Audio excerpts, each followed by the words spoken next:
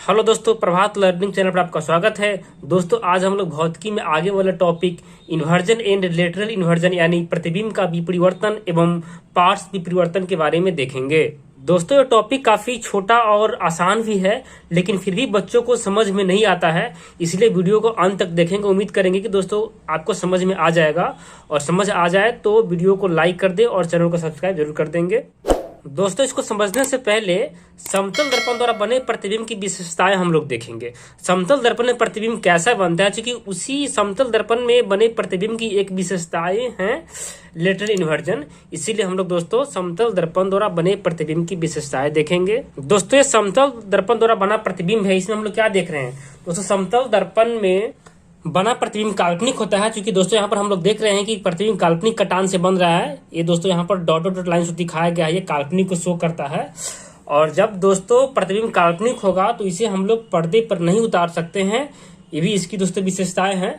और जब दोस्तों प्रतिबिंब जैसे ही काल्पनिक होगा तो निश्चित तौर पर क्या होगा? सीधा होगा। यानी काल्पनिक होगा तो सीधा होगा, वस्तु के समान का आकार का होगा। दोस्तों यहाँ पर जो देख रहे हैं कि जितना बड़ा वस्तु होगा उतना ही बड़ा इसका काल्पनिक प्रतिबिंब बनेगा, यानी वस्तु के समान साइज का इसका प्रतिबिंब बनता है।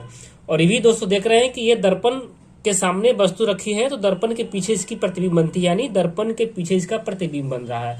और दोस्तों ये भी देख रहे हैं कि जितना सामने ऑब्जेक्ट है उतना ही पीछे प्रतिबिंब बन रहा है। और इसका प्रतिबिंब दोस्तों क्या होता है कि लेटरल इन्वर्जन यानी कि पार्श्व विपरिवर्तन होता है। उसके बारे में हम लोग जानेंगे कि कैसे होता है। इससे पहले कि दोस्तों हम लोग समतल दर्पण द्वारा बने प्रतिबिंब की विशेषताओं को आपको लिख कर दिखा देते हैं। दोस्तों, समतल दर्पण द्वारा बने प्रतिबिंब की विशेषताएं को आप टू दी पॉइंट लिख सकते हैं। पहला पॉइंट है प्रतिबिंब काल्पनिक होता है, इसे पर्दे पर नहीं उतारा जा सकता है। प्रतिबिंब सीधा होता है। तीसरा पॉइंट दोस्तों, वस्तु के समान आकार का होता है। वस्तु के समान आकार के होता है। चौथा पॉइंट दोस्तों, प्रतिबिंब समतल दर्पण के उतने ही पीछे बनता है जितनी वस्तु समतल दर्पण के सामने होती है।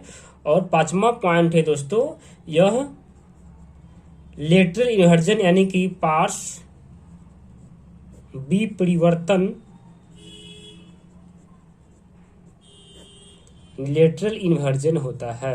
यहाँ पर पार्श्व विपरिवर्तन यानी लेटरल इन्वर्जन क्या होता है इसके बारे में देखेंगे। इससे पहले दोस्तों समतल दर्पण द्वारा बने प्रतिबिंब की विशेषता पर आधारित एक आप प्रश्न देखेंगे। न्यूमेरिकल बेस्ड क्वेश्चन है दोस्तों।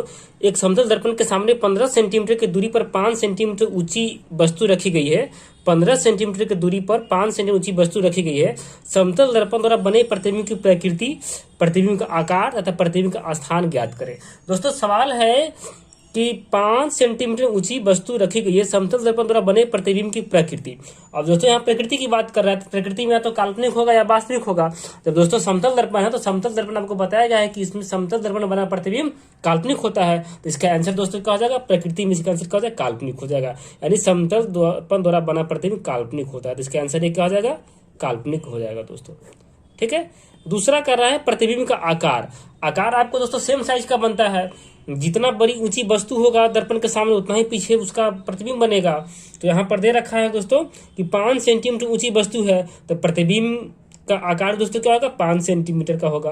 ये दोस्तों क्लियर है। तीसरी बात दोस्तों कह रहा है प्रतिबिंब का स्थान कहाँ होगा? दोस्तों क्लियर है, वस्तु दर्पण के सामने होगा। मान लीजिए दोस्तों ये दर्पण है, अगर दर्पण के सामने वस्तु यहाँ रखी गई है जो कि दूरी 15 सेंटीमीटर की दूरी पर है, तो क्लियर है कि अगर यहाँ पर दोस्तों ऑब्जेक्ट होगी तो इतना पीछे इसका जो है दोस्तों क्या प्रतिबिंब बनेगी? 15 सेंटीमीटर पीछे। तो इसका आंसर दोस्तों तीसरा क्या हो जाएगा? 15 सेंटीमीटर पीछे हो जाएगी दोस्तों।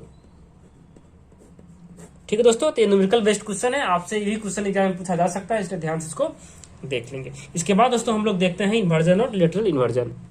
जब वस्तु के ऊपरी भाग का प्रतिबिंब निचले भाग में तथा निचले भाग का प्रतिबिंब ऊपरी भाग में दिखाई पड़ता है तो दोस्तों इसको हम लोग विपरिवर्तन यानी इन्वर्जन कहते हैं। अभी क्लियर दोस्तों कैसे होगा? अब इसको समझने के लिए दोस्तों एग्जाम्पल आपको बता रहे हैं, जिसको एक चित्र के द्वारा देखेंगे। मान लीजिए दोस्तों एक डायग्राम बता रहे हैं, इसकी पी है कोई दोस्तों, ठीक है, ये पी है। अगर पी को हम क्षैतिज अक्ष यानी हॉरिजॉन्टली अगर इसको हम हॉरिजॉन्टली 180 डिग्री पर दोस्तों घुमाएंगे, मान लो इसको हम घुमाएं इस प्रकार दोस्तों 180 डिग्री से, तो जैसे इसको हम 180 डिग्री पर हॉरिजॉन्टली घुमाएंगे तो इसका फिगर दोस्तों कैसे बन जाएगा, इसका फिगर आपको दिखाई देगा, ये जस्ट बिल्कुल दोस्तों ये उल्टा हो जाएगा।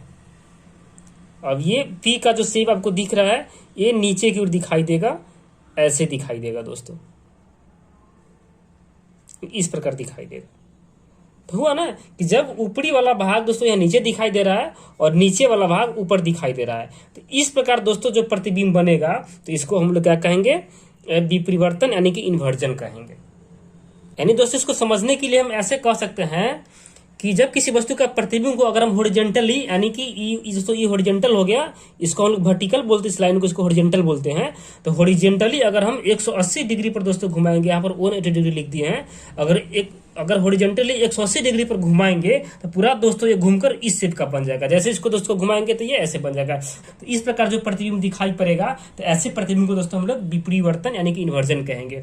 उसी प्रकार दोस्तों अगर हम आते हैं लेटरल इन्वर्जन में तो जस्ट इसका अपोजिट होता है, इसमें ऊपर का नीचा और नीचे का ऊपर। लेकिन पार्श्व विपरिवर्तन में दोस्तों जब प्रतिबिंब का दाएं भाग बाएं भाग में एवं बाएं भाग दाएं भाग में दिखता है तो हम लोग पार्श्व विपरिवर्तन कहते हैं। यानी दोस्तों जैसे हम लोग समतल दर्पण के सामने खड़ा होते हैं तो उसमें क्या क्या दिखता है, हम लोग का दाएं वाला हाथ बाएं साइड में दिखता है और बाएं वाले हाथ दाएं साइड में दिखता है।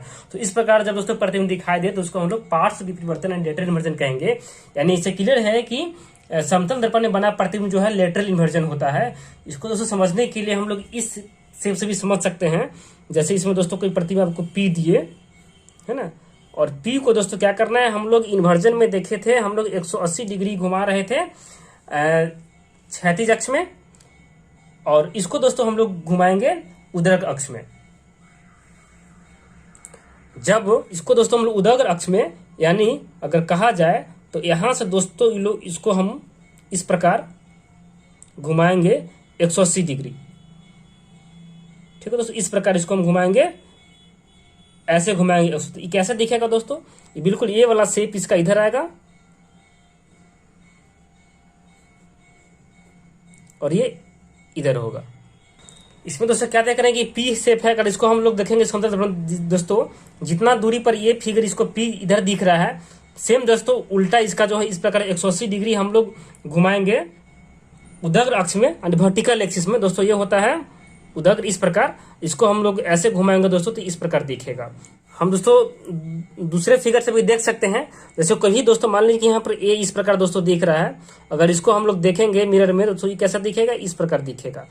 तो जब वही ना कि दाएं वाला पक्ष जो है बाएं में और बाएं वाला पक्ष दोस्तों दाएं में दिखे, तो इस प्रकार ऐसा दिखे तो उसको हम लोग क्या कहेंगे, पार्श्व विपरिवर्तन लेटरल इन्वर्जन कहेंगे। यानी हम लोग अपना चेहरा भी दोस्तों देखते हैं मिरर में तो दाएं वाला हाथ बाएं में और बाएं वाला हाथ दाएं में दिखता है। यानी ये भी क्या दिखाता है कि यह पार्श्व विपरिवर्तन लेटरल इन्वर्जन है।